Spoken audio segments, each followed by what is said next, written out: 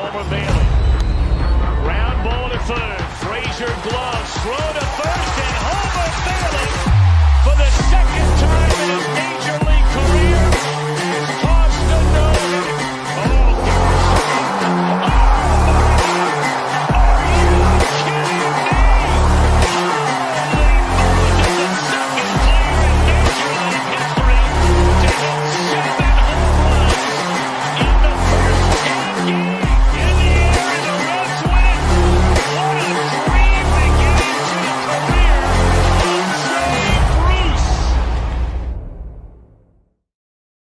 Well, hello, everybody. We are officially less than 24 hours away from Reds opening day. Vibes are high. And we're chilling tonight, just talking a little Reds baseball before opening day on Thursday. Welcome in, everybody. Greg Kuffner, Reds Daily 4, and Nick Kirby. Greg, how we feeling tonight? How are the vibes? How excited are you for tomorrow? Yeah, I'm fired up. It always feels like you get fired up for spring training, and then it feels like spring training goes way too long. And now I'm ready for the opening season. Fired up to watch some Reds baseball tomorrow. Absolutely. Nick? Yeah, Are you ready to go? You pumped? You got Yeah. the kids like some childcare so you can sit down and relax and watch the game, or what's your plans for tomorrow? we'll piece it together as we always do. But no, I'm excited. Yeah, look at as a Reds fan, any year where you go into the year and you don't have to like completely squint to think this team has a chance of making the playoffs, it's a good year. You should be really excited. You should cherish it because some point down the road there'll be a year, like many of them in our lifetimes, where this isn't the case. So I, for one, will always cherish these type of opening days a little more special. Absolutely. And we'll talk about those expectations and a whole lot more, including the roster moves made by the Reds on Wednesday. We'll talk a little bit about Reds TV and how you can watch all the action, plus a lot more. But first, we want to thank our presenting sponsor, Sharefax.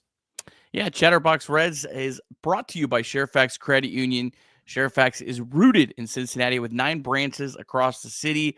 Sharefax is a non-for-profit financial institution owned by its members that returns earnings to them through lower fees and better rates in addition to traditional banking options. They have an auto program going on right now, offering 1.5% off your qualified rate when you refinance your vehicle with them. Your first payment isn't even due for 90 days. Loans subject to membership and credit approval. Restrictions apply. Visit our website for terms and conditions. Go to sharefax.org or apply online or call 513-753-2440. I'm going to be in the market for a new car sooner than later, so I'll be sure to check that out when the time comes and see if we can't get our credit loan over there. All right, we're going to talk about some of the news of the day, but before we do, Nick, you talked about expectations, and I want to start with that conversation because it is a mixed bag right now, fellas. I know a lot of us have talked in the past, especially when the Suarez signing happened, about how excited we were about this team and some of the projections that we had in our minds about how good this team could be. And then you look at things like Fangraphs and things like some of these other projection tools out there that have the Reds projected to be sub 80 wins in 2026. And I just want to get your guys' opinion here, your feel. How do you guys react when you see some of these third-party sites that are projecting the Reds to go 77 wins this year? Greg, we'll start with you. Yeah, I don't know. I guess it's just projections, right? It's just people putting things out there, and then even sometimes ESPN has a guy out there that puts he gets the numbers wrong and puts crazy numbers out there. But I don't know. I do have a hard time understanding why people are more down on this team than last year, or they think that's going to be a worse team than last year. Maybe I'm just too optimistic. I don't know. I think this team is going to be better than last year. I think their floor could kind of be what last year's team was in my eyes. Obviously, the Hunter Green news isn't great. That certainly hurts them. It doesn't sound like Nick Lodolo is going to miss a ton of time. So if he's back, I still like the pitching staff. I think their offense has gotten much better. It just feels like it's so much more deep. I mean, Spencer Steer's a guy who was forced to hit in the top, 4 previously, he's probably going to be batting like 7th or 8th in this lineup. Same with someone like Noelvi Marte. It just feels like it's a deeper team, way better offensively. And even without Hunter Green, I think they have some pitching depth. So I don't know. Projections are what they are. And you look at all those numbers and all those sites, they are what they are. But to me, it's hard to understand why so many people are down kind of to what this team was a year ago. Well, you know me, I'm always more concerned about betting markets than Fangraphs and Pacoda, because I'm always going to go with the guys at stake. And I mean, they have the Reds at like plus 180, but even that, you look at the teams, there's only 7 teams ahead of them in most of these. So like they're like the first team out right now. So it's not like they're some huge gap. They're just kind of, I think you kind of have, you know, you have the Dodgers, the Mets, the Phillies, the Cubs, and then the Reds are just kind of in that next group with the Braves, the Brewers, the Padres, the Giants, the Padres, the Pirates, the Diamondbacks. And I mean, they're just kind of in that group. The good news for the Reds is there are some really bad teams this year in the National League that hopefully you can stack up some wins. And I think my one of my biggest keys, Craig, is the same thing I said last year that I kind of got laughed at. It's beat the hell out of the Cardinals. The Reds went 6-7 against the Cardinals. If the Reds would have won 10 games against the Cardinals last year, the Reds would have had an 87 win season, and it would have felt completely different. So I think that's one of the biggest keys this year. Yeah. It'll be interesting to see. I mean, we're talking about a team again. We've talked about this at end, but Gavin Lux was your cleanup hitter for how many games last year?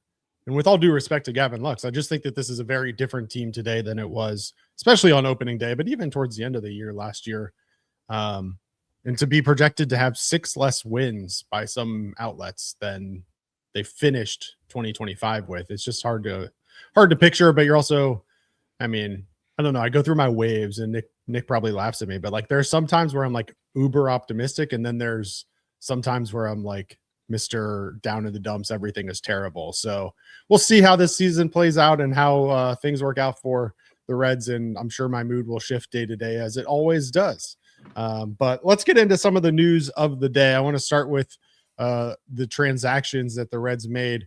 No surprise by any means, but placed on the 15-day IL, Caleb Ferguson and Nick Lodolo, both of those retroactive. Lodolo retro to March 23rd. He's expected to miss, from what I saw, somewhere around 12 days and basically 2 starts. But the real interesting piece, and some people are surprised by this, some people are not, to take Nick Lodolo and Caleb Ferguson's spot, they were called from AAA Louisville, Jose Franco. Now, Jose Franco was a starting pitcher at AAA last year, put up good numbers, but took me a little bit by surprise. I'm going to start with Nick on this one because we've started with Greg on each of the last 2, but your thoughts on the decision to go with Jose Franco over any of the other options, and what your expectations are and what fans should expect from Jose Franco here with the Reds major league team. Yeah, I don't think this is a crazy move by any means. You know, you have 2 off days in the first week, so your chances of having to dip beyond the 7 traditional relievers that you have in your bullpen are pretty slim. Not saying it's not impossible if you have a crazy extra inning game, but if you have a crazy extra inning game, it's kind of good to have the guy that's stretched out. I just think Jose Franco is the guy that's on the 40-man roster that wouldn't have been the top pick to be called up if he needed to start. And I think you kind of want to keep Chase Petty in particular in a routine of starting, because you're now 1 starting pitching injury away from him having to join the rotation, as crazy as that would have sounded a couple weeks ago. So yeah, it makes sense. There's a good chance we don't even see Jose Franco, or we only see him in a game that's a complete blowout. But he's a talented guy. I mean, the Reds decided to protect him this offseason from being claimed on the Rule 5 draft. So he clearly has a lot of talent. He's a guy that pitched really well in the minor leagues. I don't think he's necessarily ready for a big league rotation spot, but he's just more of a depth option at this point. Greg. Yeah, I think I was surprised by it. I was surprised by it. Obviously the Reds think they want, they're prioritizing guys who can pitch longer. That's why they kind of went with the six guys for 5 spots. Then Lodolo got hurt. That kind of changed. And I was looking back today, and there was a couple quotes from Terry Francona. There was a quote from I think Reds assistant pitching coach Matt Tracy, and they really seemed to like what Jose Franco kind of did in the spring, which was kind of interesting. You usually don't hear a ton about some of those prospects, and it's not like he's a top 5 prospect or anything. But he's a guy that was solid. He had a 3.11 ERA through 110 innings last year. He made 26 starts, 31 games throughout AA and AAA. So I think Nick's spot on. We might not even see him. It could be something if someone gets hit around a little bit, he comes in there and cleans up some innings. I doubt we would see him if the Reds are winning in any scenario like that. But it is interesting. I also think kind of maybe even though they went depth, I do think if the Reds had a bona fide reliever that they really loved coming out of spring training, they maybe would have went with, maybe we don't need depth and maybe we want to bring up like Maxwell or Luis May. But a lot of those guys really struggled. Kyle Nicholas barely pitched because he was with Team Italy. So it was an interesting decision for sure, one that I wasn't expecting. But it seems like they want somebody in case things go bad, and then nobody else really wowed in spring training. Yeah, the plan prior to the Nick Lodolo injury, obviously, was the 6-man kind of, not rotation per se, but 6-man for 5 places. And the expectation was that there would be some piggybacking. And so I still wonder if they don't think about what a piggyback might look like for, say, a Brandon Williamson and Jose Franco.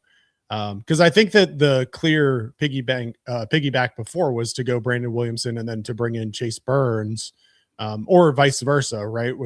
Whoever you wanted to start with, and then bring the other one out of the bullpen, just because they were such different pitchers, I guess, really. You look at Chase Burns and his arsenal versus Brandon Williamson and their arsenal. And then you look at Jose Franco, and he's a right-handed pitcher. He throws mid to upper 90s.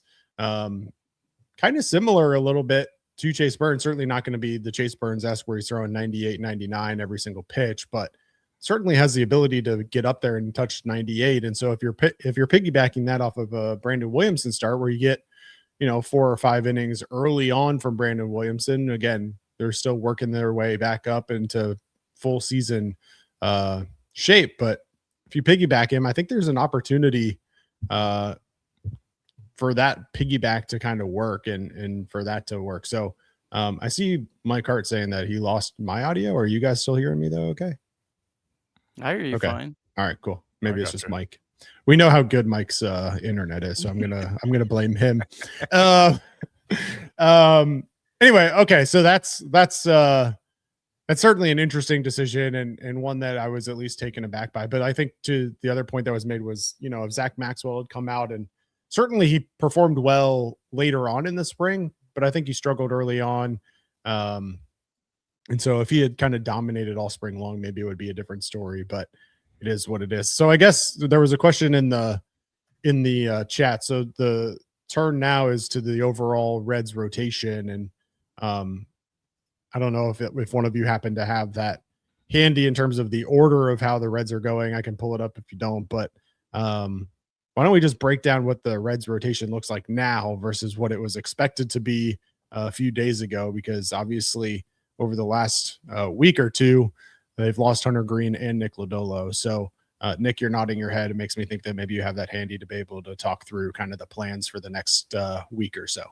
I think I know it off the top of my head, but now you're making me second guess myself. I know for this opening series, it's obviously Andrew Abbott on opening day. Brady Singer moved up to Saturday, and Rhett Lauder in the finale. And then I believe it's Burns, then Williamson, and yeah, I think that's right. Or it could be flipped. It doesn't matter. It's Burns, then Williamson. They're both pitching against the Pirates, and then back to Abbott. I love that because I said you should go all in more for the Pirates. So I think that you probably have your 3 or better arms. Certainly left-handed wise, you want the lefties going against the Pirates because they're so left-handed heavy with their lineup. So yeah, I love that the Pirates are going to have to see Chase Burns right off the rip. So yeah, I think this is fine. Rhett Lauder looked pretty good up in Milwaukee. He came in relief of Chase Burns 2 nights ago. So he'll be on normal rest, but he pitched less than Burns, which I'm assuming was strategic because Burns was going to have an extra day of rest.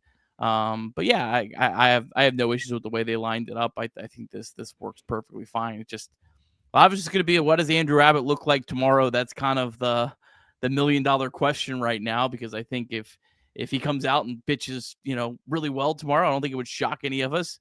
But if he comes out and he struggles, it's gonna be like, yeah, he struggled all spring. This shouldn't be a surprise. So like, you can make whatever narrative you want at the end of his start. But I honestly, I have no idea what to expect out of him tomorrow.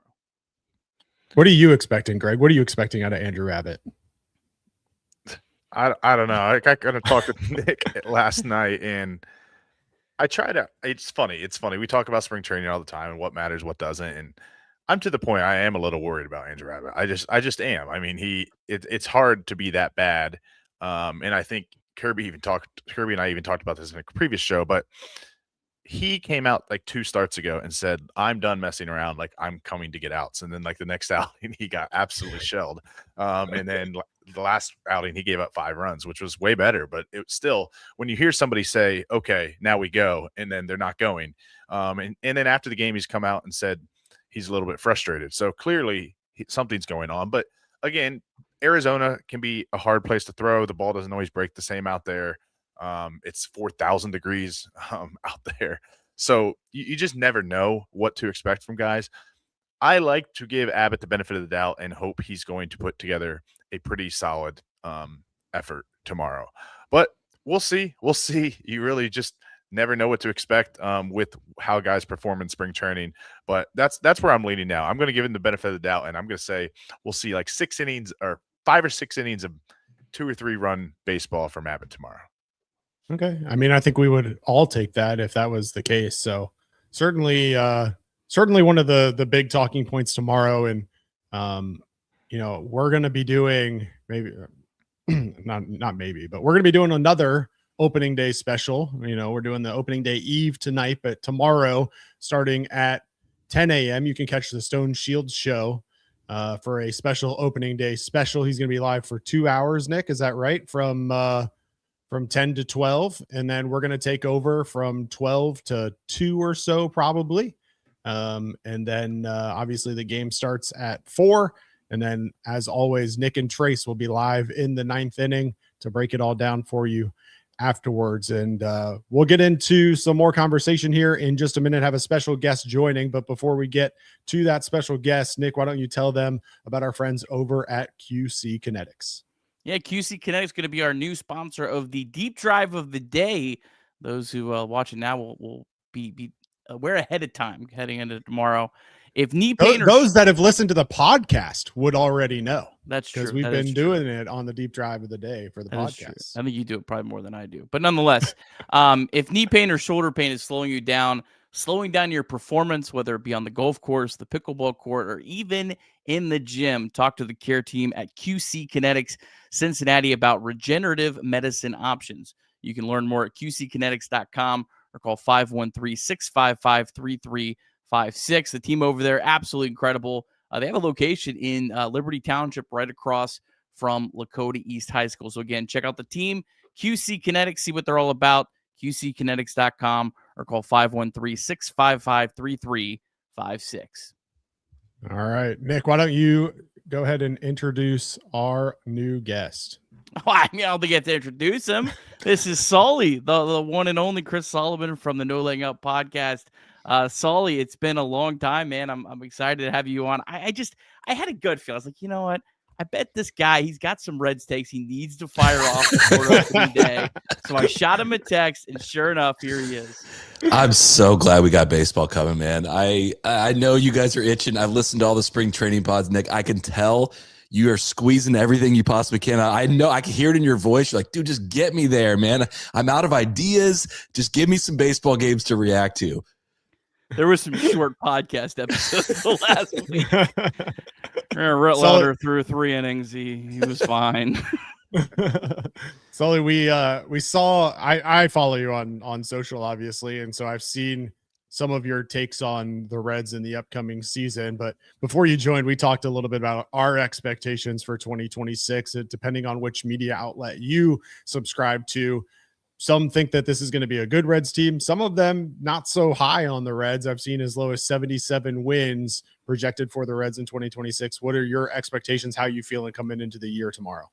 9:52 p.m. I feel a certain way. 8:52 p.m. I felt a different way. 7:52 maybe I was back to where I'm so back and forth on it, man. You can squint and you can. I think the Suarez signing at least gave me like a little bit of hope. I thought I was quite pessimistic before the Suarez move. It was just like, dude, yeah, all right. If everything lines up great, if Ellie stays healthy, Hunter Green stays healthy, Matt McLean has the bounce back. Maybe Nathaniel Lowe gives them a boost. JJ Bleday gives you something closer to 2 years ago. But when does that ever happen? Like this, that's the fun of spring. But when does that ever actually all come to fruition all at once? I felt really good going into 2024, and it felt like one of those, like what could go wrong did go wrong that year. And it sobered me up pretty quick on what I think kind of the ceiling of this team is. But I don't know, if you squint, I've been I was not a big fan of Tito Francona's first year, was not a fan of Chris Valleca's first year. I'm hearing less of the stuff that really infuriated me last year, this year, less talk about situational hitting, slap hitting, moving runners over, all that stuff. I would hope that would just, into his 60s, Tito has been around baseball long enough to know that's not the winning path, at least in modern day baseball. So maybe Nick Kral's had a talk with them. Maybe they're on a little bit of a path, and you can, that's the optimistic lens, is to say, if the hitting approach is different, if the pitching is somewhat close to what we got last year, 85 wins is not out of the question at all. Like 88 is possible, but like at its absolute core, I think like the 80.5 over under for the Reds feels like a little, unfortunately, too spot on. And injuries can make that a tough sell, and like the start we've had on that has me concerned, of course. Yeah, for sure. It's funny. Again, depending on which media outlet you subscribe to, Thomas Nestico, TJ Stats on Twitter, puts out a projection, right? And his projection is that the Reds are going to win 77 games. They're going to go 77-85. And then literally later, the same exact day, his sleeper pick for the MVP, Ellie De La Cruz. And it's like, I don't know. Maybe it's just that he's like, all right, well, if Ellie De La Cruz goes off and has an MVP season, it would be a different outcome for the Reds. But like to sit here and say, all right, well, they're going to be a 77 win team and Ellie De La Cruz is going to be a sleeper for the MVP on the 4th place team in the NL Central, probably not so likely. I've seen people talk about, though, how this could be a big breakout year for Ellie De La Cruz. Some people calling for him to try and push for a 40-40 season. Obviously, the defense, we just have to see it, right? There's not much we can do about that. But offensively, he certainly showed in the spring that he's on track to be a big component for this Reds offense, and seems slotted in for batting third in this Reds lineup. Your take on Ellie De La Cruz going into 26? Yeah, I think he would definitely go in the category of, you don't have to squint too hard to picture him contributing more to Reds' success this year than he did last year. We obviously had the quad injury that we're playing through, and it wasn't disclosed very well. There must have been reasons behind it. And I think I'm 39 now, and I'm injured all the time. And I'm like, dude, yeah, I don't know how you're hitting 98 mile an hour. I don't care where the injury is. I don't know how you hit 98 mile an hour fastballs if you're feeling less than 100%. So you don't have to convince me on Ellie. I'm a very, very, very pro Ellie.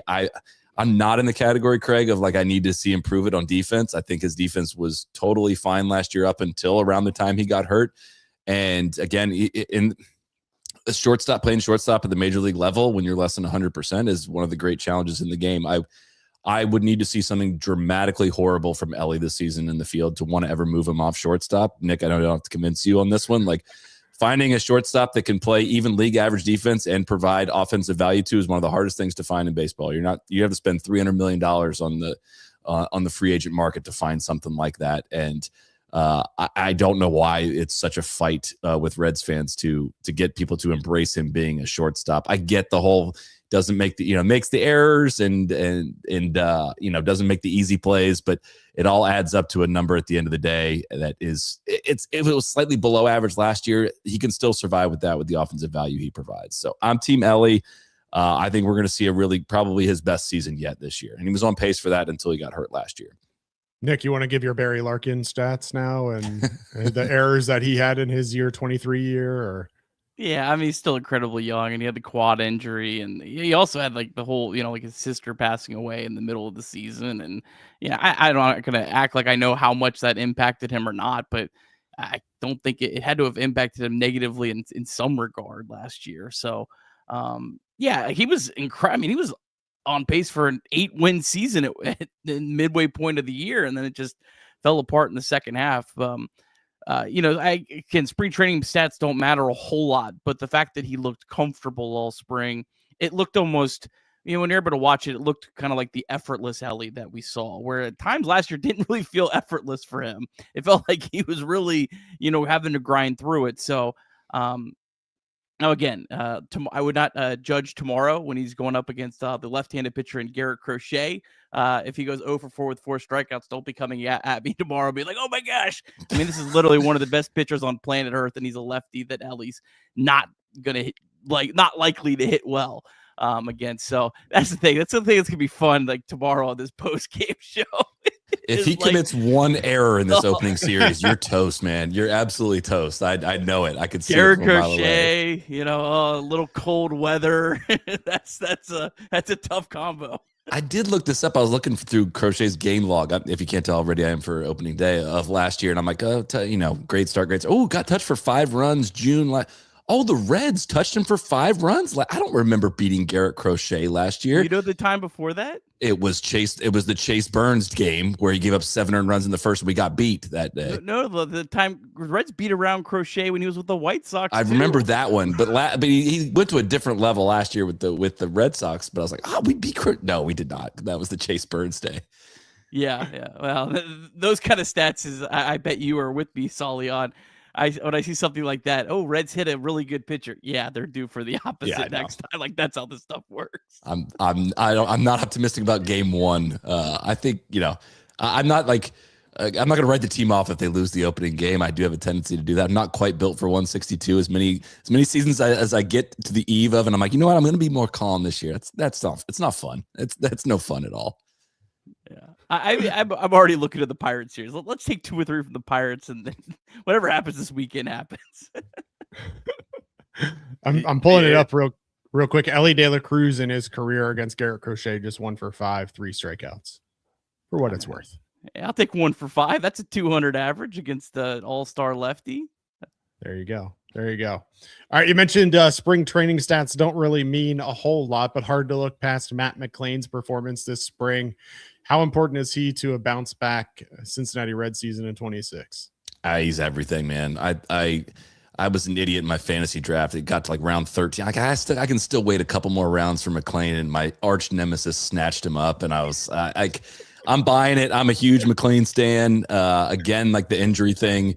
I mean, he was dreadful last year. We know it. But again, there's one thing to not fall in love with spring training stats, but there's a different thing to just be a guy that has taken over basically every baseball game he played in this spring gives me hope that he could be close to the 2023 version, right? We know he's not going to do anything close to what he's done in spring training over the course of the regular season, but his floor is already so high defensively. I feel like whatever mental block he had going on, again, with your body, I've never had shoulder surgery, but everyone that's had that has said horrible things about it, and the power gets zapped for a year. And when your power is not there, you might be reaching out of the zone, and major league hitting is really, really hard. And going into the season with confidence, I hope this bug isn't a serious thing, whatever he caught. That was just about as devastating news as the Lodolo blister of no, we need McLain absolutely vibing into the early part of this year. But so I'm pro up the I'm good up the middle. I'm not concerned up the very middle of the infield, especially when you start to get out into the other parts of the team is where I think you it gets a little harder to picture it all lining up and going great. Spill it, because I think there's some people on this call that are pretty high on Sal Stewart. I'm good on Stewart. No, sorry, good on Stewart. I'm talking outfit. I'm questionable on Noelvi Marte. I'll say I've struggled a lot with his role as I'm picturing it, because it depends on how much you invest in the inability to hit left-handed pitching. But God, it would be very convenient if he could hit left-handed pitching, because as of right now, I don't see a reason to send. I vented about this on X recently of like, dude, you trade for Dane Myers, like Noel V. Marte shouldn't be in the opening day lineup against the lefty. Like he's not good in the outfield. We remember the catch he made against the Pirates, but it's been a struggle out there and it's not been great. There's been some, Francona's mentioned he's had to nudge him this spring. Like I just think I'm very questionable on Marte as a whole. And when we look at how we line up against right-handed pitching, I mean, Blade had to get sent down, but like we got two excellent lefty hitters against right-handed pitching that could fill the corner spots in the outfield as well. So I struggle to picture how that's all going to work, and I'm worried we're going to end up with a outfield that has Steer and Marte against left-handed pitching. And I know Dane Myers is not a world beater against lefties, but like I don't understand trading for him, putting him on the opening day roster if you're not going to start him against left-handed pitching. And I don't know if Francona is just going to be a little bit ceremonious. I'm inventing this problem. It hasn't happened yet, but I am going to be upset tomorrow if Marte's in the lineup. It still signals like this old school mentality that I really struggle with Tito. Mike Hart and I talked about this the other night on an episode, and he asked me, is the outfield going to be Noel V. Marte, Spencer Steer, and TJ Friedl? I think it will be. And to your point, I think it's more about Tito and his ceremonial take and his old school take than it is anything else. Nick grilled me on social media as soon as that episode came out and said, the idea of Dane Myers not starting on opening day against a left-handed pitcher is insane. And if it happens, he's going to be very upset. Nick, you both might be right. You both might be right. It is insane, and you might be right, Greg. So Nick, I'll turn it over to you now if you haven't had a chance anyway. I don't think you need to really sell people because it doesn't really matter what we think, but tell me why I'm crazy for thinking that Noel V. Marte will start on opening day against Garrett Crochet. Yeah, I think it has to be Marte on the bench because he's not going to bench Friedl on opening day. I feel very confident of that. Maybe you see a situation, the Reds are going to face a lefty on Sunday as well, 2 in the series. Maybe you see a situation where Marte sits opening day, Friedl sits game 3, and then you put Dane Myers in both of those. But Dane Myers should be playing. It'd be insane. I mean, this guy had like a 850 OPS against left-handed pitching, and like a 300 average too. It's not like he had one of those OPSs that was all a bunch of walks and like an OPS Tito maybe wouldn't love. Like this was a high average. It was above 300, and he's done that really throughout his entire career. So I don't know. It would be insane to not have Dane Myers in the lineup tomorrow. I'm thinking Noel V. Marte sits. I think I would assume Francona said, hey, we're going to sit you opening day, but you'll be in there game 2. You'll be in there game 3. And like, it just, if you're not like, this would be 10 times worse than Ian Jabot last year. The only like way I'll go out of my way to find a way to maybe agree with Tito on this, again, a problem that has not happened yet, but we're inventing in our heads and being prepared for, is like wanting Marte to start the year with a little bit of confidence and getting like the opening day nod. Maybe that I would buy that philosophy more than the ceremonial aspect of it. And it is just one game, but and so what if it costs the Reds the game? Whatever, that's not that big a deal. But here's what my take, and I can't get this take out of my head. So Reds in 4 tweeted this last year, and he might even have it pinned because it was such a good tweet. It's like the Reds strategy seems to be like, hopefully win 83 games and sell a bunch of bobbleheads. It's like, all right, that's about the talent accumulation you've done, and you're counting on winning on the margins. I need you to take advantage of every percentage point you can gain. I can't have Santiago Espinal batting in the 9th against right-handed pitching when you're down by 1 run against Pittsburgh with Will Benson on the bench. We can't ever do that. We can't do that like over the course of 162 games. It worked out with the Mets collapse last year, but do not get high on your horse about your team last year because the Mets collapsed in epic fashion. Like 83 wins ain't going to do it this year. This team's got to get better, and we got to take advantage of every percentage chance you could gain. Well, Nick, you brought up TJ Friedl and the fact that you don't think Tito will sit him on opening day, but Tito has come out and said that TJ Friedl is one of those guys that they're going to try and play less, right? Like, I think I saw a number somewhere in the range of like 130 games, which I don't know where that number came from per se, but their goal or expectation is for TJ Friedl not to play 158 games. So if that's the case, and you're not going to sit him against Garrett Crochet and against lefties, like I guess my question to you would be, when is the right time for TJ Friedl to get an off day? Obviously, we know Dane Myers can play center field. I know you're high on Will Benson and his ability to play center field at times. So I guess what's your philosophy around TJ Friedl and where he gets his days off? I think they'll come against lefties. I think you're probably going to get Dane Myers in the lineup. You'll see some sort of combination where it's mostly Friedl and Marte getting an off day. Maybe there's someone else in there. I mean, I know everyone else is pretty much a right-handed batter. Maybe they are able to give Ellie an off day. That's not going to be a whole lot. To be honest, like Eugenio Suarez really hasn't had these like drastic splits to where he might be. I'm talking like 1 out of every 10 lefties just to kind of keep it going. I just don't think he's going to sit Friedl on opening day. And I like, let's go to this question right here. I'll bring it up from Ned Flanders. Yeah, I'm not pushing Marte into a platoon role. But every game matters. And the Reds made the playoffs by winning a tiebreaker last year. Let's not forget that. Like, so every game, it couldn't have mattered any more for this team. So yeah, you have to take advantage of that. And I just think it makes sense to sit Marte, assuming you're not sitting Friedl. But I don't really care. Like, flip a coin which one of those you want to sit. Doesn't matter to me. Just Dane Myers has to be the answer.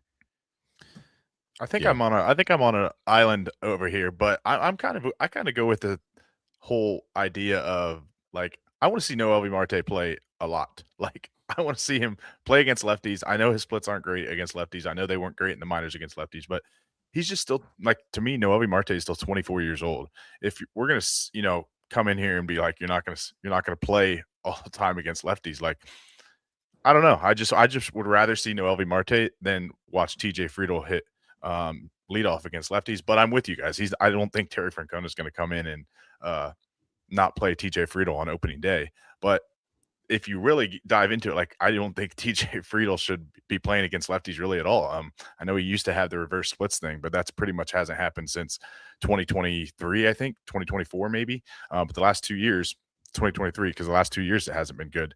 So for a young player that has the potential for someone like Marte, I just want to see someone like that play as much as he can. And if it's May or if it's June, probably May. If it's May and he's still really struggling, then maybe you say, okay, we've seen it, we've tried it, let's change it up. But to me, it's just like, we finally got this dude in a position where you somewhat feel comfortable with his defense.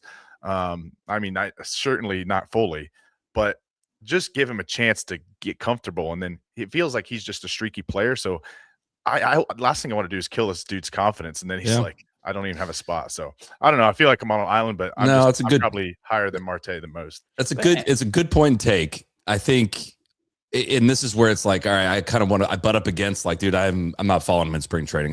We can agree, like, the good version of Noelvi Marte is a major league starter, but like the bad version of Noelvi Marte and like the kind of meh version of Noelvi Marte are not very valuable players.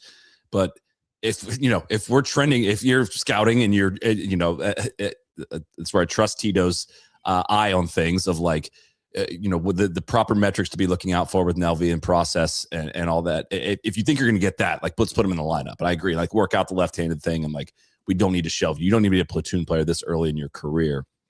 But I'm coming more from the place of, like, I just do not view him as anything close to a sure thing this year. And he was a surprise last year, and that surprise petered off at the end. I mean, it was, I don't know. Even while it was happening, I think I was still like, it's still kind of a shaky approach. It's a little bit of batted ball luck just by the eye test. And, every now and then he'll lace one and kind of support the narrative that, he is this great up and coming prospect and things like that. But I don't know. I just can't get a good read on him. And I just don't love going into the season, like, again, penciling him in to be like a 2.5 win player in the outfield when the defense is probably going to be pretty bad. So I would like him to be like an option that, kind of in this, like, CES, we don't even talk about him much anymore. Like, CES is an option right now.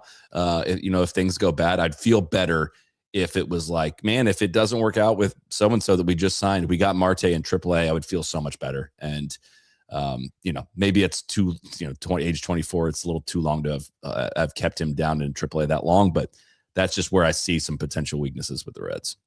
I also, to Ned's question, like, I don't think being a platoon player is like that bad of a thing. Like, if we could rely on, he's like he's not even a full-time platoon player. Like, you're gonna sit Friedel like it's not like he's never playing against lefties. It's literally just to get Dane Myers in the lineup, a guy who's 2 for 5 in his career against Garrett Crochet. Reds are facing all right-handed pitchers against the Pirates. So, like, he's going to play 5 out of the first 6 games. It just, if you want to play TJ Friedel tomorrow, which I think there's no way in hell Terry Francona is sitting TJ Friedel on opening day, you have to sit Noelvi Marte. And, like, I don't know. Like, I'm like part of this whole let the kid play, but we have this whole like accountability thing. And like, this is where you need to put the hammer down. Like, we're putting the best lineup on the field. We're giving ourselves the best chance to win against Garrett Crochet. Like, suck it up, kid. You're going to play the next 5 games. Texas has 1 lefty in their entire rotation. Like, you're probably going to play that whole series as well. So it's 1 game, but you have to put Dane Myers in the lineup. If you don't put him in, I just don't know what the purpose of giving away Ethan O'Donnell was. That's where I'm at. Nick, I think you talked about this on X a little bit, but just to bring it up real quick, you mentioned putting your best lineup on the field on opening day and on every day, right? You want to put the lineup out there that gives you the best chance to win.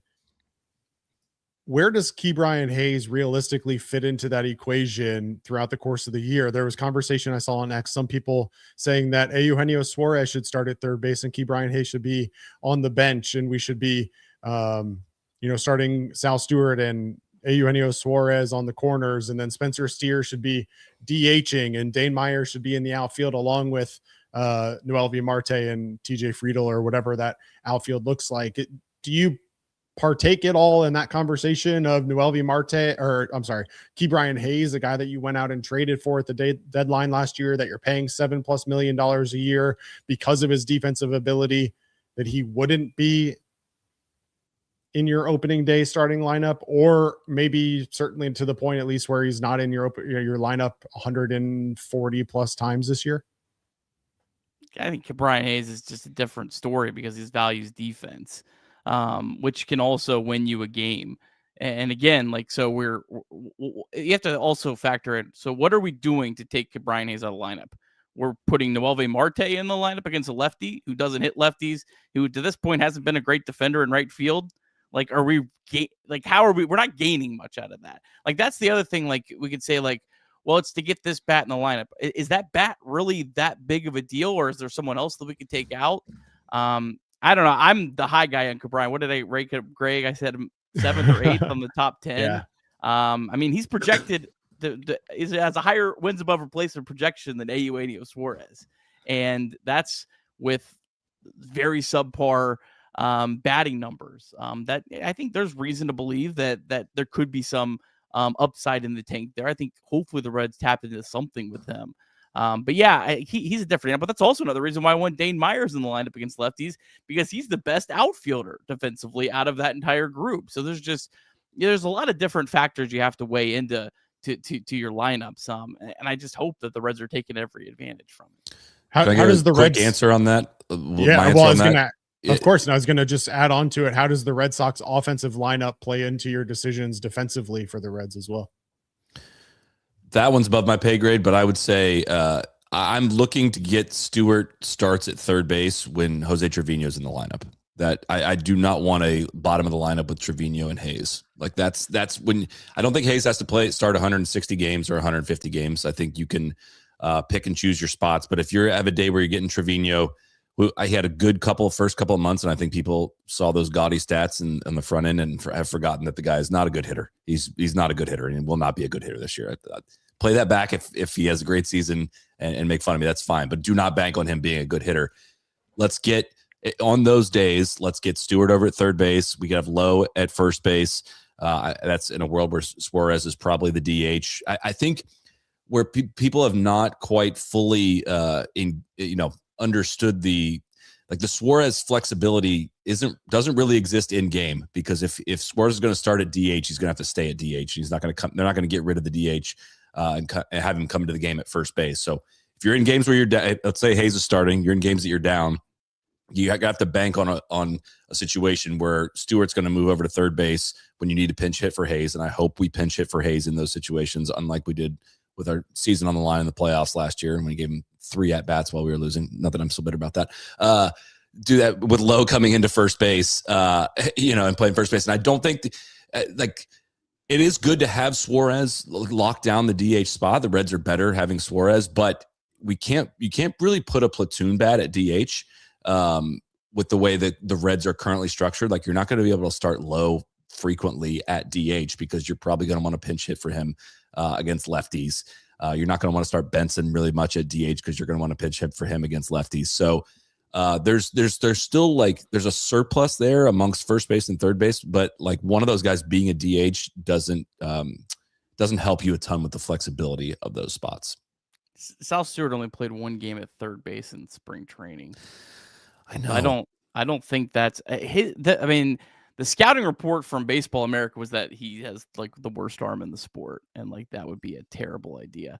So I think Suarez probably plays third base more than Stewart. I'm concerned about my concerns with Suarez is more just about like his numbers were slightly declining, and like it feels very Candelario like with the defense. Like, do not say that word. Like we're triggered on that. Like it's like, yeah, I'm not gonna buy like a guy that they're sliding to start. If it started to decline and you're in your 30s, I'm just gonna assume it's gonna just fall apart at this point, based on Candelario. The Reds are spending $42 million on third baseman this year, and we can't find we don't have like a late game third baseman that we can trust in some way like that. Yeah. It is kind of crazy though. I just put up there's TJ Stats does a really good spring training tracker, and Stewart played third base once. Eugenio Suarez is not on this list. I think he played. I don't know if he didn't. I don't know why he's not on this. Well, it's actually for fantasy purposes, so maybe Suarez was already going to have third base eligibility no matter what, so he didn't get on this list. I think he played, if memory serves me correct, but Spencer Steer did not play a single game at third base. Not the answer. But I'm just like saying, like, so it seems like it's pretty much Suarez or bust. And I guess the interesting thing would be, will the Reds be creative and move Ellie over to third in late game spots? That's the thing. Would they be bold enough to do that, or are they just gonna play Hayes and run with Hayes? Or do you move McLean over to third base and then put Stewart at second base and then Lowe or somebody at first base? I think they would go McLean at short and Ellie at third, just because McLean has never played third base. Like Ellie's actually played third base, and I don't. It feels like it would be shocking to see them try that if we haven't seen it in spring training. Right. It is surprising they didn't do it though, right? Again, yeah, and they'll throw Noelvi Marte in center field for no reason. They're like, he needs to get better in right field, but we're going to throw him in center field every once in a while, even though we have Friedel and Dane Myers. So that's kind of my point, I guess. For a team that is willing to experiment things like that, it certainly feels like they're not going to throw someone over there, especially Ellie. If he didn't do it in spring. And Gino he definitely did play some third base in spring training. So and in the World Baseball Classic. Yeah, so it does feel like it's those two. Sully, I'm all with you. I have seen way too much of Trevino and Hayes back-to-back in the 8-9 order, especially when McLean was struggling last year, and it was McLean, Hayes, and Trevino. That was basically just get in the dugout, take your gloves off. At least he had a good spot to go get a drink. Yeah. But I'm definitely on board of that train. But I think it does in that scenario. That means Suarez is going to start at first base, which is not his home position. Spencer Steer grades out well defensively at first base, other than never scooping any of Ellie's throws. So that means Stewart DHing a lot, honestly, based on what you're saying. Which I don't know how I feel about that. It's possible to say kind of what the. You don't want to limit somebody's future defensive. I mean, you're going to have Sal Stewart for the next 6 years. Like, you'd like him to be able to play the field for you. And I don't know if putting him as DH as a rookie is the greatest thing. So it just doesn't quite fit. I mean, you're kind of waiting for an injury almost to help sort that out a little bit. Knock on wood, health on the offensive side of the ball is quite good right now. It's good to have this problem, but it's not clean. And God, this is where I'm just like, I wish I trusted Tito more to be able to handle this, because last year left a lot to be desired on handling situations like this. Well, and I knock on wood as I say this, but Ke'Bryan Hayes, known injuries, his back is going to flare up most likely at some point. I don't imagine that the Reds want to have to start Eugenio Suarez at third base for 15 games or whatever if he has to go on the injured list. So they're going to have to figure something out if that happens. I don't know what that answer is, but I would love to get your response. But instead, we have a monster super chat come in from Michael Rolfe. Meat, come in with the meat. Here's a nip in the bud of the DSC news. I just want to real quick before we finish this.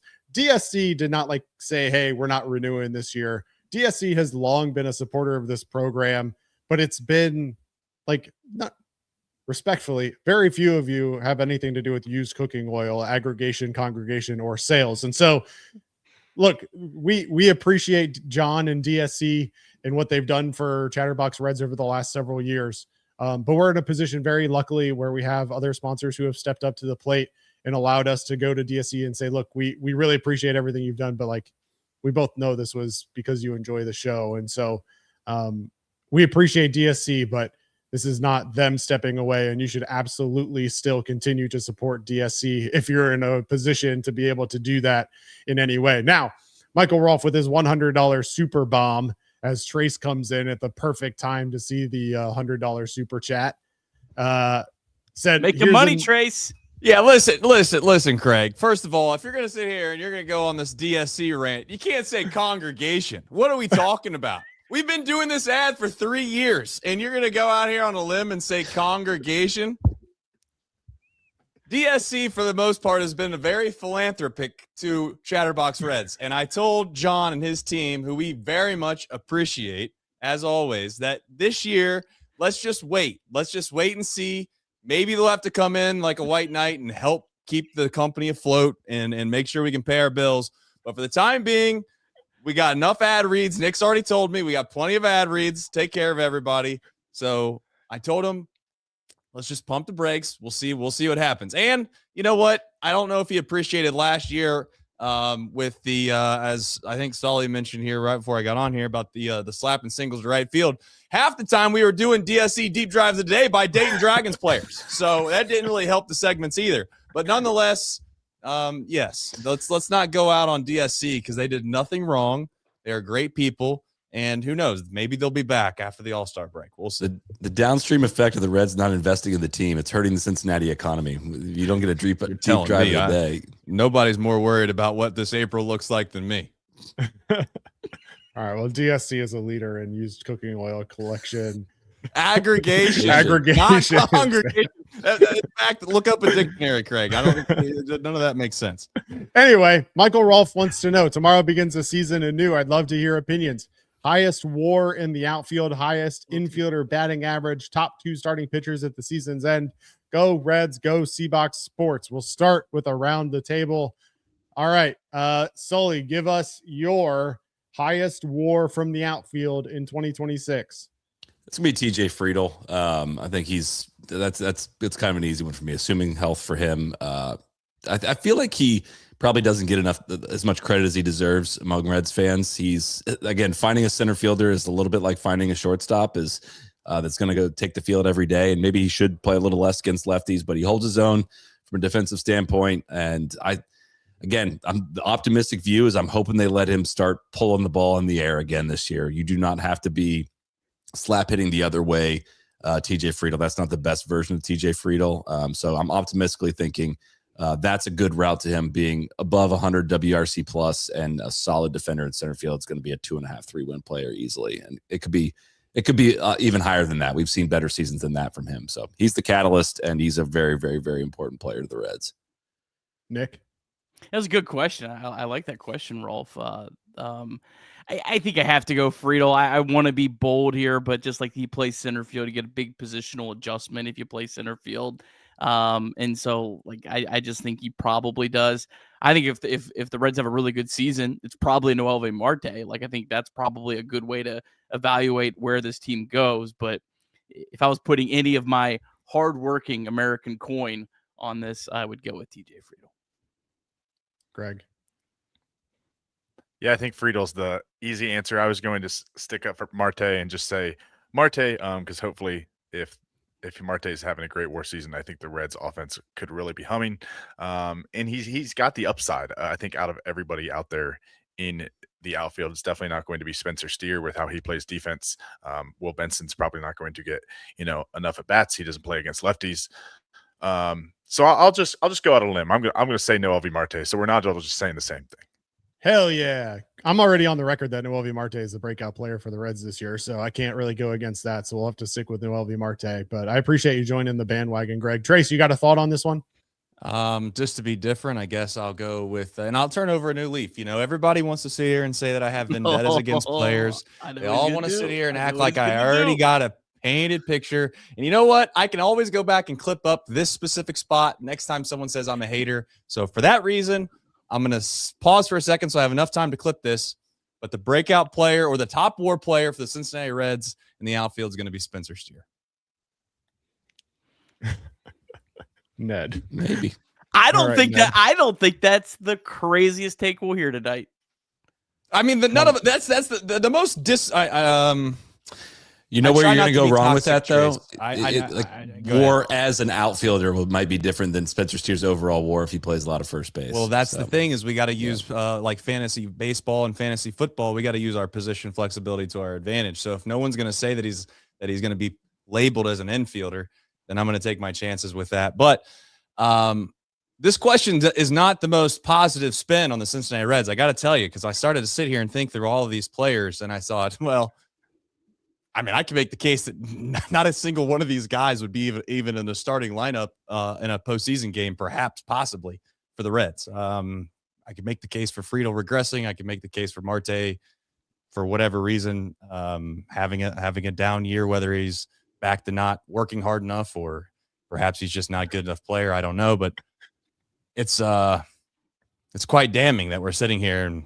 But that's Don't why worry. like Dane Myers has to be used properly. Like that's why it matters so much that you use these guys in the right role. Because I do think if you use all these guys in the right role, you really try to maximize it as a collective unit. I don't think the outfield's a big liability. But if you're running out there and you're not maximizing your matchups on any given night, then yeah, it is pretty dire. I would say the most maybe useful thing that we have. Or I guess but you guys really didn't touch on is like last year they got themselves dug in a hole from a pitch hitting perspective all the time. Like they don't have enough guys at the end of games to be able to do oftentimes what they needed to do. And I think, knock on wood, but this year, if handled appropriately, I do think that they'll have the ability to kind of mix and match towards the end of games that makes sense versus finding yourself where you pinch hit one guy in the 5th inning, and then you realize later in the 8th inning that you have nobody left on the bench that can actually hit a left-handed hitter or a left-handed pitcher, or a right-handed pitcher. That is a positive thing that this team definitely has that they did not have the vast majority of last year. God, remember that game where Tito forgot how to double switch? I remember you went off on that one, Nick. That was like that one was where I was like, I have lost the faith here. Like this is tough. Like this is in your pay grade, Tito. You should know how to do a double switch here. I feel bad asking this question. Which time, Sully?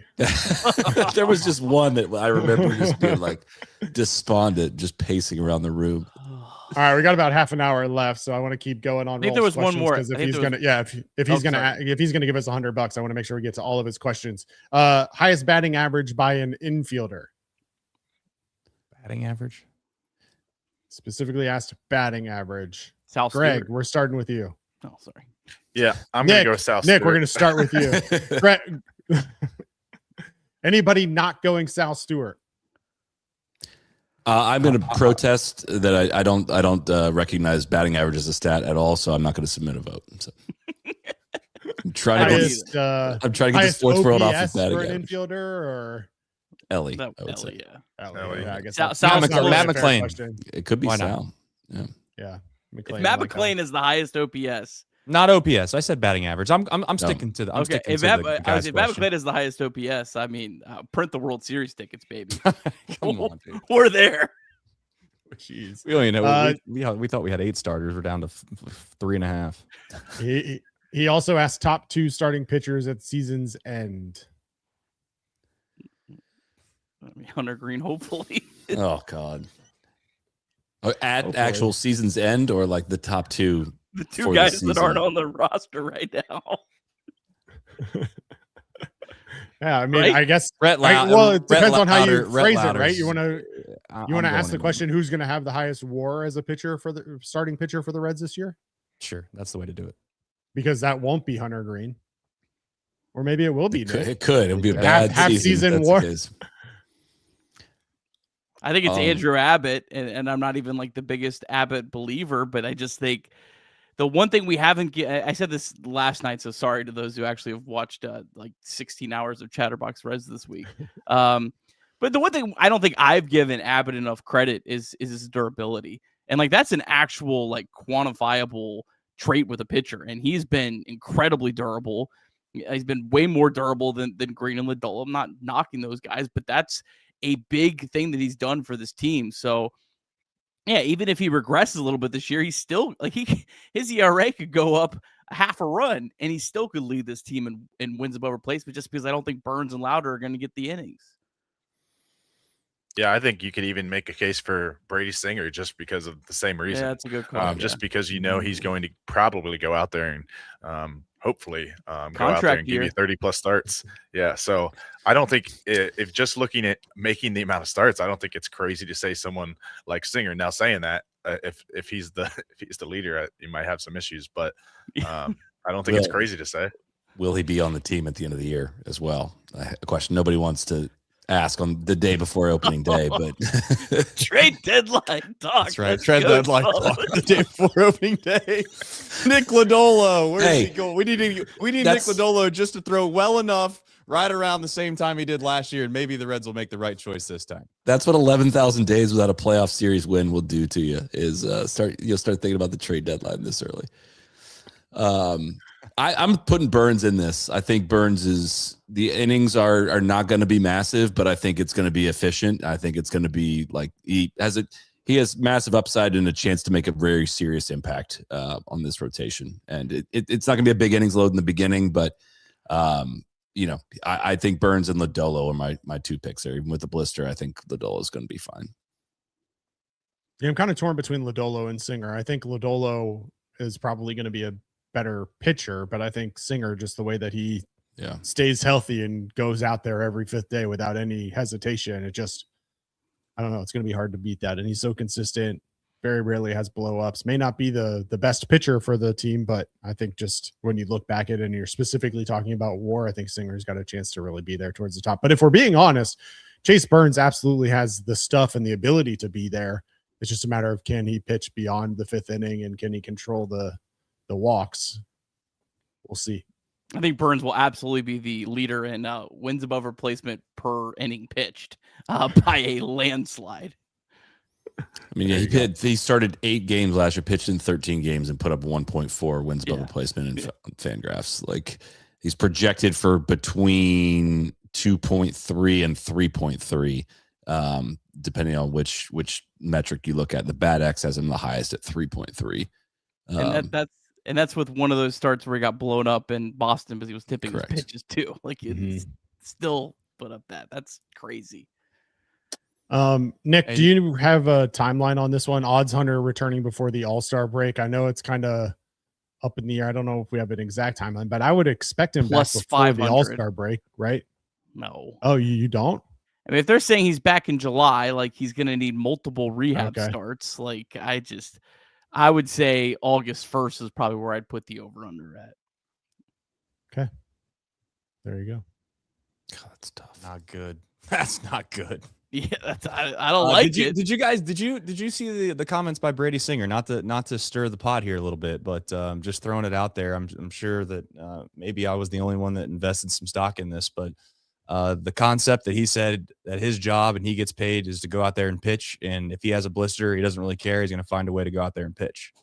Oh, I Yeah, didn't take that as the, a slight on the Dolo. Oh, I did. Oh, But I I did. guess maybe I- 100%. Maybe Yeah, I should have. I don't know. Brady Singer's quote when asked about his blister: "No matter how I feel, I'm still going to go out there. I don't care how I feel. They pay me to go pitch, so I'm going to go pitch no matter how I feel or what's going on. Just go do it." I'm sure it wasn't intended to be a slight at Nick Lodolo or at Hunter Green, but the truth of the matter is that the Cincinnati Reds team, who has a history of having starting pitchers miss significant time, including one who may or may not have been thrown under the bus by their own beat writer about his willingness to come back from an injury. Certainly, whether it was intended or not, the timing is interesting. The Facebook commenters definitely noticed that, Trace. Yeah. I think we got to decide as a fan base, do we want guys like toughing out injuries like we had with Ellie last year just to play 162 games, or do we like agree that hey, if you're less than full strength, like this isn't the Cal Ripken era, like you're not going to get 88-mile-an-hour fastballs down the plate anymore. Like, you know, that's a hitting example, not a pitching one, but like you got to run through some very, very serious hitters no matter who you're playing, and you're less than 100%. Like you got to trust the depth in the farm system and the guys that are waiting for a shot in that scenario, because I don't think like gutting out through injuries is really working out very well for anybody. I'll use the same example I used on a show earlier today on Chatterbox Bengals. We were talking about the Joe Flacco re-signing, and we talked about his performance last year and how he had to go out there those last two starts after he hurt his shoulder because the options were him or Jake Browning. And ultimately, if you're the Bengals, if you're Joe Flacco, you know that you're the better option than going back to Jake Browning after the performance that he put up for 3 games. So same thing I would say to anybody in terms of replacement level player and stuff like that. You just got to weigh the positives and negatives. If we're in a playoff race and I'm Ellie De La Cruz and I have a sore hammy, I'm probably going to keep playing. If I'm Hunter Green and I have a thing in my elbow in the preseason that feels like I'm getting stabbed in the elbow every time I throw a ball, I'm probably going to go get that taken care of because I'm not going to be able to pitch throughout the entire year with that. And so it's kind of a level of how much can I deal with the pain? How much can I deal with it? And also, what are the other opportunities? Because the Reds were planning with 6 starters anyway. They didn't know Nick Lodolo was going to go down, but Yeah, like all blisters also aren't equal either. Like I think we can Sure. acknowledge that like it might be different for one guy or another, but like if he pitches through it, like we know it could make it worse and it could prolong it longer. So would you rather have 16 starts from Nick Lodolo this year that are blister free where he's going to be, without, or would you rather have like 8 starts where he because he dragged this out into June because he didn't get it taken care of? And like to your point, Craig, while the Reds have enough starters to cover all 5 spots. So I don't know. Like Nick Lodolo is also 2 years away from a contract. Like the dude was dejected. He did not want to talk about this. Like it didn't feel like a guy that was like, yeah, I'm not pitching. Like he was absolutely, if you saw the video that the Cincinnati Enquirer put up of interviewing him in Milwaukee, like he was like just like it was brutal for him. And so he's trying to make money. Like this doesn't help him. Yeah. To be clear, I'm not suggesting that he's soft like other people might suggest that other pitchers are soft and things like that. Tissue might be soft. That might be the problem. That could be the problem. Yes. But I am saying that I wouldn't rule out the idea that maybe the comments that were made didn't. I think that's a contract year statement. Like, yeah, I'll play. Yeah, I'll get me out there. I'll play that. That's hey, sign me next year. To be fair to Brady Singer, like that is what makes him kind of very valuable, right? Like he gives you innings, very maybe even like Bronson Arroyo-esque in the sense that you're like, I can count on this guy to go out there and make my starts. To where I think to your point though, Solly, is like you really can't have many guys doing that are incapable of doing it, because then you find yourselves maybe like guys like Spencer Steer who also want to be a guy that plays every single day and doesn't want to go on the IL and doesn't want to say he's injured. But ultimately, if it leads to the fact that he's, plays as poorly as he did at the beginning of the year last year, well, it's not good for anybody. So we'll see what ultimately happens with the Red staff. But as Nick said 1,000 times, as soon as you think you have too much starting pitching, you don't have enough. And unfortunately, we find ourselves in the same song and dance again. And I want to say this, like, not to get on the Solly bandwagon and talk about the trade deadline, but this is stuff that if you pay attention to the show, like we talked about the middle of last year for some of these guys, like they are who they are. Don't come to me and start whining and complaining because certain guys don't make the starts or certain guys don't play all 162 games when they haven't done that for their whole entire careers. You know, like let's just start calling it for what it is. Like Nick Lodolo is an excellent starter, but the reality is he's going to deal with this the rest of his career, and it's not his fault. Like I want to go on a limb and say, like, I don't think it's his fault. It's not a preparation thing. It's not a lack of caring or a lack of trying. It's just this is the way that the hand was dealt for him. And if someone's going to sit there and suggest to me that this thing's going to fix itself next year, we can wager on it as much as you'd like. Yeah, I think the one thing that's interesting. Sorry, Craig. Just one quick thing I want to jump in and say. He's basically come out and said, Lodolo's basically come out and said that the reason he gets these are the way he throws his curveball. And we all have watched Nick Lodolo, pitch enough to where when his curveball is good, like it's one of his best pitches. It probably is his best pitch. We've seen it, break off and hit right-handers in the foot a million times because it's that nasty.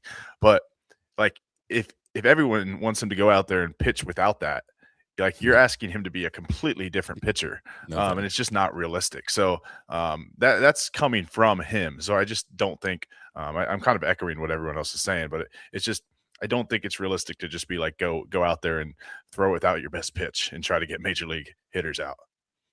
That's a good point. Real quick before we continue, since we only have limited time left, Nick, we got to pay some bills. If you don't mind, it's remind people. Let's do 988, I guess. All right, we want to remind. I don't have a great segue for this one. We'll just real quick. Well, if you're talking about blister injuries, we also want to remind you that you can call or text 988 anytime, day or night. The 988 Suicide and Crisis Lifeline is a place to get support for anything related to mental health. Whether it's an immediate crisis, simply wanting to find out how to connect with care, or anything in between, it's a 100% confidential, secure, and anonymous way to reach out for help when you don't know where else to turn. To connect, call or text 988 or visit mantherapy.org to get help. It's okay not to be okay. All right. Super chat from Flat Rock 79. If this keeps up, I'm going to have to cancel my FanDuel. And new member Spooky Ghost. Welcome to Nutcutter Nation. Appreciate, as always, all of your supports. And we look forward to continuing to bring you another Michael Rolfe super chat now. 3 things. Sully, Tony Pike doppelganger. You get that very often? I don't know who that is. Should I know? Oh no. I was worried about this. I don't think that's crazy. I mean, that's okay. I think it's just a Google. Like instead of us sitting there trying to he's a former UC football quarterback. Yes. I don't feel bad professionally for a while. Yeah. Lodolo needs to dip his finger in DSC cooking oil. And Reds record on August 1st, 2026 Ooh. How many games will they have played? Yeah, I need to know how many games. 500. There'll be a 500. How about that? The one thing I'll say, and we talked about this before, is that the last month of the schedule is brutal. So they need to be in a really good position come August and September to be able to make a late season push. 110. So they better be sitting at like 60 and 50 or something at that point if they want to make a run at the playoffs. We did this song and dance last year. The Reds schedule in September was so brutal, and the Mets was so easy, and it didn't work out that way. And we did it the other way, and where we thought the Reds had the cake schedule. So like I'm past that at this point, and all these schedules are not equal. So yeah, I don't buy that. I would say 3 games over 500 is probably somewhere around that range. Anybody else with thoughts? That's probably about right. I'm declined to answer. The good news is the Giants are about to lose. The Reds already have a half game lead going into opening day on a potential playoff team, a team that was right neck and neck with the Reds in the projections. So that kind of stuff is never too early to start looking. I did this after the Brewers-Yankees opening series last year, though. I was like just roasting my Brewers buddy, and they win 98 games or whatever that was. So long season. They got pummeled by the Yankees, didn't they? That's They what gave up I'm saying. They gave up the 400 most runs runs. ever. Yeah. Torpedo bats. The torpedo bats were the talk of the town. Look at you. That's a big memory, Greg. Unreal. Yankees up 7-0 on the San Francisco Giants. If you're not watching that game, Trent Grisham with 2 RBI, along with an RBI from Giancarlo Stanton, who's 2 for 4 in this one. 7 runs, no home runs though for the Yankees here as they head to the bottom of the 9th in San Francisco. All right, Nick. If you know, last year, Trace and you had this thing that when the Reds made the playoffs, you were going to smoke a cigar. I think I know where you can get your cigars for 2026's playoff run. Why don't you tell our viewers about it? That was a big league segue. Yeah, 78 Cigars. Cincinnati legend Anthony Munoz has a new venture, and we are fired up to partner with it here on Chatterbox Reds. Introducing 78 Cigars, a premium cigar line from the Hall of Famer himself. If you love a great cigar and Cincinnati football history, this is the perfect combination. You can grab 78 Cigars right now at both Montgomery Inn locations and over at Creekside Cigar Company, or you can check them out online. Just head to anthonymunoz.com and click on the 78 Cigars page to learn more and order today. That's 78 Cigars from the greatest offensive lineman to ever do it, Anthony Munoz. There it is. All right, gentlemen, let's go around the block. We got about 10 minutes left before Nick has to get out of here. Why don't we go around and just give us a hot take for 2026? Can be anything, whatever you want it to be. I'll start by saying that this is why I get myself in trouble and people don't like where I go with things. The first thought that came to my mind, and I'm as authentic as I possibly can be, I think the Reds are going to find themselves in a spot where they're going to have a hard time closing out games. I think that they invested a good amount of money, obviously, in Emilio Pagan, and I think that the thought that he is going to be able to survive the entirety of the season as the closer, and that's going to go well. I personally don't see it. So I think of all of the areas of concern for this baseball team that may exist, the one that's the biggest for me is the basically call it the 7th, 8th, and 9th inning of what really in years past we've had a lot of success with. I'm very concerned that this year that is going to be, I don't almost want to say the opposite. So I hope I'm wrong. But my hot take is that of all the things that could go bad with this team, I think that the bullpen is going to be the thing that frustrates us the most. Great thing about that, Trace, is if it does go wrong with Emilio Pagan, the Reds will be stuck with him again for 2027 at $10 million as well. So beautiful player options and relievers in their mid-30s when you're balling on a budget. Anyways, can I go with mine not being Reds related? I am hammering the Braves under 86.5 wins. I think the Braves are not good. And that is like my pick of the year. Is like, I do not, they've got pitching issues. They got health issues. I think the Braves are under 86.5 wins is like under 8. Their over under is 86.5. I'll go. They will win 80 or less games this year. That'd be good news for the Reds. Kirby's just trying to eliminate teams one by one for like six wild cards. I mean, the Giants are already are out of it. They're out of it. You're just eliminated the Braves. Hey, man, we're cooking now. We are cooking. I love it. My hot take is Brian Hayes has more wins above replacement than Eugenio Suarez. I don't think it's a hot take because he's projected for more. But I think the vast majority of the fan base thinks that's the hottest take on the planet. It's because the vast majority of the fan base doesn't realize that there is actually a defensive component to this game. Unless Ellie makes an error, of course. Yes. Clipping it up. Clip it up, Austin, if you're still watching. He probably went to bed. You know what? I don't blame the kid. I'll be a homer to end it. I'll say Ellie De La Cruz MVP and move over Shohei Ohtani. So when does Shohei get hurt? Yeah, that's clearly what I'm banking on. Like we talked about it last night, but if he pitches 6 games, he'll be like, give him he was minus 150 or something to win the National League MVP. That's absolutely absurd. Sully, we were talking about this last night. You know, there needs to be a like you know how in betting how they have like without Scotty Scheffler. Yeah, like, I heard that. I was nodding oh, along you were with listening. that. You were listening deep into the show. Oh yeah, I had a lot of time in the car today. Rolf asked what happened to the Braves. Their pitching staff is basically down to nothing. Schwellenbach out, Strider out, AJ Smith-Shawver out, Waldrop out. Their pitching staff is nothing at this point.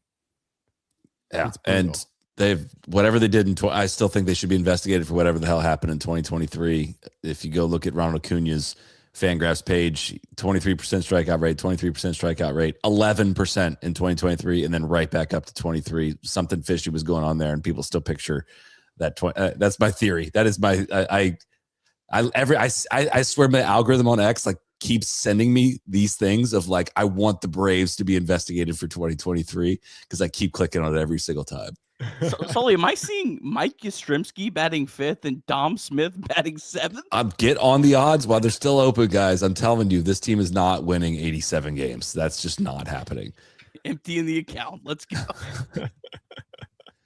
Ned Flanders, Trace, the good news is if the bullpen stinks, I hear Big Sugar showed up to spring training in the best shape of his life. He developed a sumo wrestler pitch. We're covered. Oh, I am glad to see two things from a positive standpoint when it comes to nutrition and health. I am very good to see that we Alfredo Duno is supposedly working on that. That is nice to hear. And also shout out to Sal Stewart, because I also think that he was trending maybe in the wrong direction, and he looks like he's in the best shape of his life. So shout out to Sal Stewart. And I think that of all the things that I love about Sal Stewart the most is maybe I haven't seen him get to play enough yet, but the intangibles and the things that this kid says are exactly what I want on a baseball team. I mean that sincerely too. Like this kid, he is all about winning, man. And like I know that you might just assume that everybody has that in their DNA and they come up but that kid, man, I of all the people that I put stock into that I think will have a great Major League Baseball career. Yes, Ellie's maybe the easiest answer because you've seen it long enough. But from just a drive perspective, maybe Sal Stewart could hand over a little bit of what Noelvi is lacking based off of what I've heard. I don't know anything about it, but shout out to Sal Stewart for that. So I'm excited to watch him for a full year. Both of those guys in the best shape of their lives, and they may need to replace their wardrobe. Nick, if they needed some new T-shirts, where should they go? This guy's big. I tell you what, Craig is ready. I might have to take myself off some games this opening series to get Craig in the lineup. Chatterbox Sports is proud to partner with Homage, and we've got a special deal for you. The first 100 listeners, I know that number is dwindling quickly, get 20% off site-wide. That includes all the great T-shirts, the sweatshirts, and the everyday gear you see. Just a few exclusions apply, like the starter jackets and stuff like that. So I know probably a lot of people wanting to get some Reds gear in time for opening day, or well, probably not opening day, but you know, but the second time they come around. So be sure to check out our friends at Homage. Get 20% off. Use the promo code Chatter at checkout. Just go to homage.com/cbox, and that's promo code Chatter. Homage.com. Absolutely. Some good stuff on there for sure. And as always, appreciate their support. Great material. I got a couple things from them, and certainly as always, great quality, and I'm sure you'll love it as well. All right, folks, we got a couple minutes left before we wrap this up. Go around the horn here and just final thoughts and anything that you are looking forward to here in 2026, and maybe give us your plans for opening day tomorrow. Sully, we'll start with you. Oh, opening days during witching hour. Last year, Jabot coming in as I was bathing my young daughter, and just having it on the phone, like right by that, she was spilling water all over it, and this nightmare's unfolding, and I'm super stressed out right as I put her down. It's a bad time of day for opening day, so I'll be chasing kids around. 3 under 3 is not great for the baseball watching schedule, but final thoughts are the team is interesting enough. The Suarez signing did take me from being just out on the potential of this team to at least I can see there's a little bit of hope. Like that little glimmer of hope is all you need in March. heading into a baseball season. I love the everyday nature of baseball. That's what I'm looking forward to the most, of just, even if you don't get to watch every game, just tracking it every single day, and the ups and downs and the flows, and getting the notifications of the scoring, events and things like that. It is one of my favorite times of the year. So I'm greatly looking forward to the season, even if I'm not drinking all the Kool-Aid. Nick. Yeah, I'm kind of similar. You just, when you watch spring training, or you track spring training games every day, and then you finally get to games that actually count. That's exciting. I'll be here on chatterboxsports.com or youtube.com/chatterboxsports, wherever you find us. I don't know where you find us. I'll be on all day tomorrow, so you'll get plenty of my face. Yeah, I mean, like, I guess, like, thing is, this team has a really high floor. Like, we could be pessimistic about, like, their ceiling, and I think that's fair, but they have a really high floor, and, like, you don't get that every year in Cincinnati. And so it's certainly a team that absolutely has a chance.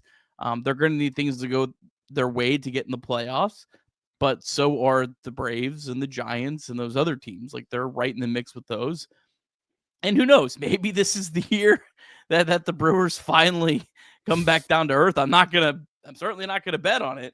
But at some point it's got to happen. And, maybe the Cubs underperform a little bit as well, and you get yourself a chance at the division. Greg, what do you got? Yeah, well, I'd say what I am most excited about for the season is, for the love of God, I pray that the Reds hit some home runs, because I was so tired of watching that offense last year. And Solly triggered me earlier with mentioning Trevino and Hayes back-to-back in the 8-9 hole. And McClain. So, and McClain when he was struggling. So just give me some home runs. They seem to have some guys who can hit the ball out of the fence. So I just want to see some home runs. They hit some home runs in spring training, which got us excited, but obviously it needs to carry over to the regular season. Trace, your final thoughts. I'm hopeful that from a health perspective it stays and it holds. But I'm excited to see the young kids pitch. I know for a while, and I get that everybody's going to say that they should have drafted, and I'm not even going to bring up his name. We all know who it was. But the fact that Chase Burns is on our baseball team, I think we should very much appreciate that.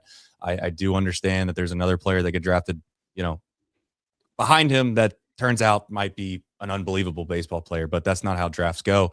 And I think Rhett Lauder can be the real deal as well. So between Burns and Lauder, I'm hopeful that those guys are a mainstay in the starting rotation. And similar to 2023, if we're being completely frank, even if things aren't going great from a win-loss perspective, I'm hopeful that there's enough fun players that are young enough that continue to allow me to believe. And I think that they have a few of those. And hopefully they all have good years, and we can kind of continue that journey of believing that one day we can become great. I'm going to end this on a final quick thought too. I know Noelvi Marte's wall catch bobblehead is on April 11th, and I am also going to sit here and now try to forecast out what the possible matchup from a starting pitching perspective might be, maybe on that date. And I'm wondering perhaps if that will be a day in which he will be starting.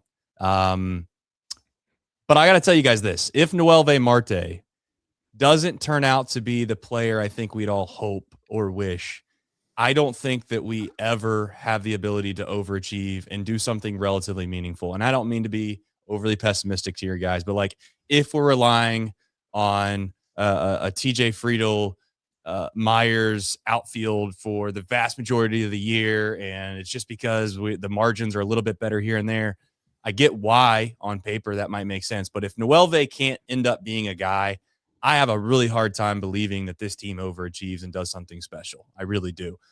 Maybe someone else will completely blow it out of the water. Maybe JJ Bleday comes up and is unbelievable, and you factor in Myers, he's unbelievable. But the reality is I think Noelvi has to make another step forward, because that core that we were excited about in 2023 is growing older, guys. Like they're not going to be here for forever. And if they're not going to make a pretty strong move this year, we're not going to get into next year. But it's next year, bro.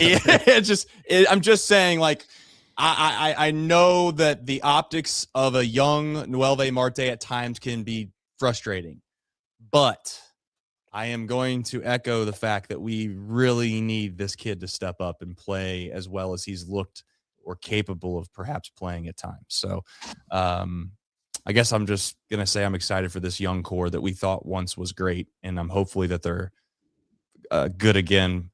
Just try to stay away from the other slogan that perhaps would get me even in more trouble. All right. Matt real McClain. quick- Matt McClain. Matt McClain. Yep. He's kind of a wild card too here. Like, hit 7 home runs this spring. Like, again, it's spring training, but it didn't feel accidental. He felt completely different at the plate. I mean, this is a guy that hit 16 home runs in like 89 games in 2023. How much power does Matt McClain have? That's a kind of a real wild card that we don't know. Like, could he push 25, 30 home runs? I will tell you this. One of our very smart Discord members said Matt McClain home run props. And you know what? They can't be found on any sports books. They're scared to take Matt McClain home run props. So that, to me, maybe even more optimistic about Matt McClain. There you go. Trace, try to find you a Matt McClain homer prop, and Yeah, Bet the I'm farm, wondering baby. if that's what it is, or maybe the bookmakers have the same issue that Sully had with Tony Pike. I did maybe the worst bet any humans ever made a couple of years ago. Maybe I think it was ahead of 24. I bet Christian Encarnacion Strand to have the most home runs in the NL.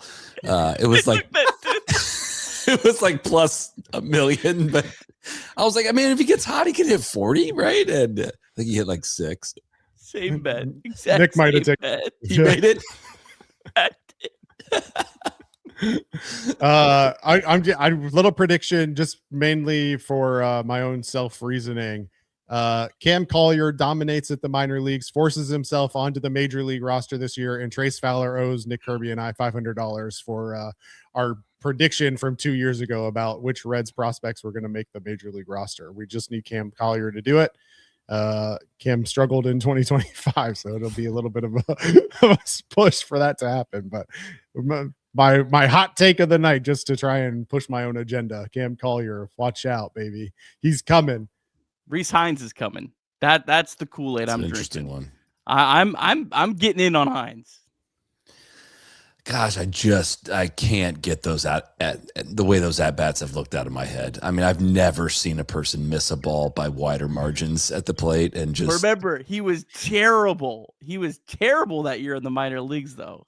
I know. Unless you're talking about one Don't last forget year, about but he only had like Aquino. 19 at bats last year. I remember the game against the Braves that last year where Iglesias had him 0-2. And that's like literally all you could throw it 6 feet short of the plate. And he's going to swing. And he threw him a slider right down the middle and he had a game tying home run. I was like, that might be one of the worst pitches I've ever seen. All right, gentlemen. Well, I appreciate you guys making the time. As always, a pleasure. The last 90 minutes flew by for me, at least. I don't know about you guys, but always a good time talking Reds baseball, and can't wait for tomorrow.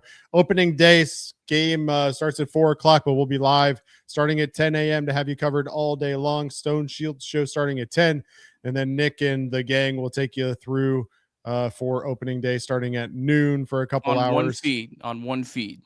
All on one feed. There you go. So starting at 10 a.m., we'll have you covered right here on Chatterbox Sports. We appreciate you guys tuning in. Follow us on social media at CBox Sports. And looks like the gentleman over at Chatterbox Bearcats did a show tonight about Jared Calhoun. So go check that out as well if you haven't already. And check them out and give them the support. FC Cincinnati midseason form as well. Go check out Sully and the No Laying Up podcast. You want to give yourself a little plug real quick? No, you covered it. I think we're all good. All right. We're all good. Cool. Appreciate that. All right. Appreciate you guys Baseball all season. tuning I don't in. want to pull people away from your guys' show. We're doing all right. Plenty of room for everybody to listen to everybody's podcast, but appreciate that. Until next time, we'll see you guys tomorrow. Go Reds. You.